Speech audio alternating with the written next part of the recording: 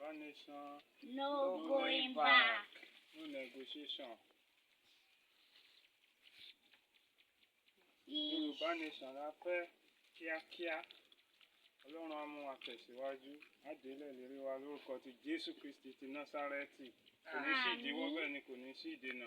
A fi àkókò yìí a fi ń gbàdúrà pé gbogbo àwọn bàbá wa Fáńdé Akíntóyè àti bàbá wa Sunday Ìgbòho àti bàbá wa Kóìkì Olúwa kó mú gbogbo wa àti gbogbo olúkúlùkù àwọn executive Olúwa kó mú gbogbo wa délẹ̀ lérí wọn ní ṣàìsàn bẹ́ẹ̀ ni wọn ní ṣàárẹ̀ ẹnikẹ́ni ò ní kú sọ́nà bí èéfín lórúkọ Jésù.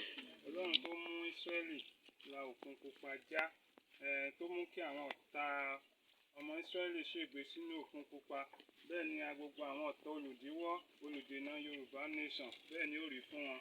Àwọn làájá lórúkọ ti Jésù bẹ́ẹ̀ ni ó rí Jésù Olúwa wa. Àmín. Sunday Ìgbòho. Ìgbòho. Òòṣà. White lion. Bàbá Dami.